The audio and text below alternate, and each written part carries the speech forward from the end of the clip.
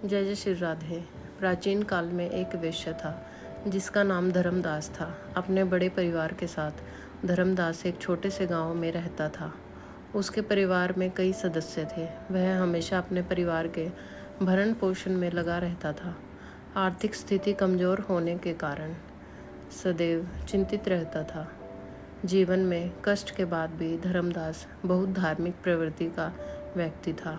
उसका सदाचार तथा देवताओं एवं ब्राह्मणों के प्रति उसकी श्रद्धा अत्यधिक प्रसिद्ध थी। वह अपने पूर्वजों से अक्षय तृतीया व्रत के महात्म्य को सुनता आ रहा था।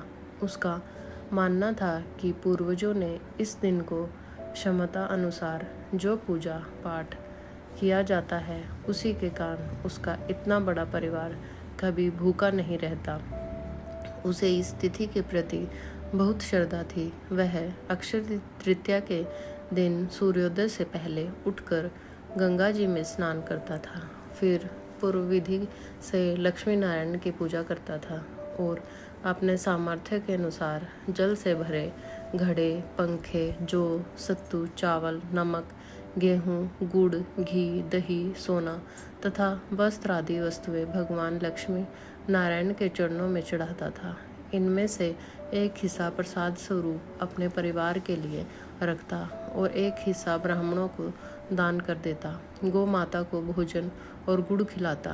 पितरों के नाम से दान भी करता था। हर वर्ष यह दान देखकर धर्मदास के परिवार वालों को लगता कि धर्मदास कितना धन इस कर्म में व्यर्थ करता है। उसकी पत्नी सहित उसके घर वाले उसे रोकने की कोशिश भी करते और कहते, इतना दान करने की क्या आवश्यकता है।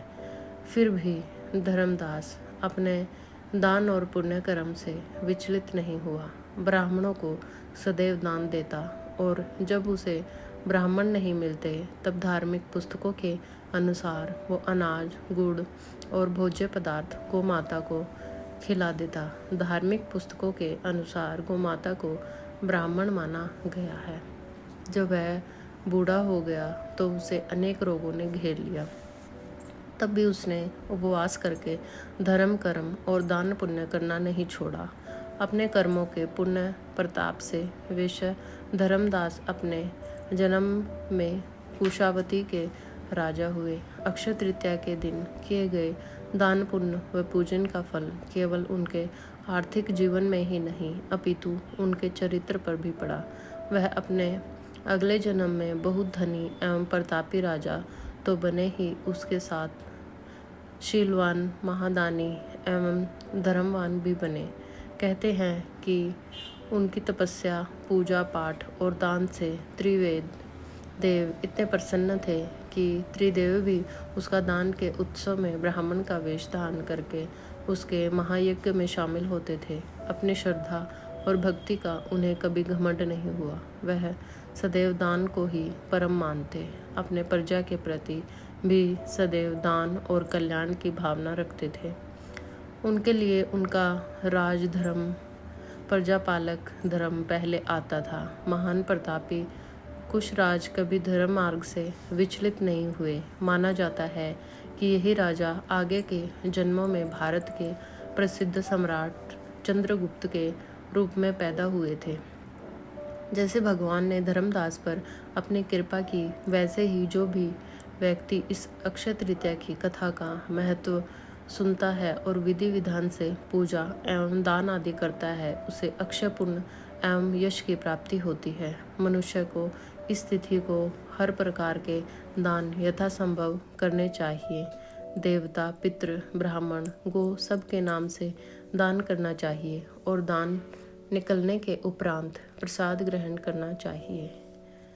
महत्व: वैशाख तृतीया को ही भगवान परशुराम ने विष्णु के छठे अवतार के रूप में जन्म लिया था। यह दिन परशुराम जयंती के रूप में भी मनाया जाता है। वेद व्यास जी ने गणेश जी के साथ महाभारत लिखने की शुरुआत इसी दिन से ही की थी। इसी दिन भगवान कृष्ण ने अपने मित्र सुदामा को महल और धन धान्य से परिपूर्ण करके दोस्ती का फर्ज निभाया था। वैशाख तृतीया को महाभारत का युद्ध समाप्त हुआ था। इस दिन से ही सतयुग और त्रेता युग का आरंभ माना जाता है। इस दिन गंगा नदी स्वर्ग से उतरकर धरती पर आई। इस तिथि गंगा स्नान का विशेष महत्व माना जाता है। रसोई और भोजन की देवी अन्नपूर्णा के जन्म दिवस के तौर पर भी इस दिन को मनाते हैं। ज्योतिष के अनुसार अक्षय तृतीया के दिन सूर्य और चंद्रमा अपने संपूर्ण उच्च क्षमता के साथ बराबर चमक बिखेरते हैं। उड़ीसा के प्रसिद्ध जगन्नाथ मंदिर की रथ यात्रा के लिए रथ बनाने की शुरुआत इसी दिन की जाती है। वृंदावन में केवल अक्षय तृतीया के दिन ही बांके बिहारी जी के चरण कमल के दर्शन होते हैं। चार धाम की यात्रा के भगवान बद्रीनाथ मंदिर के पट अक्षय तृतीया के दिन से खोले जाते हैं।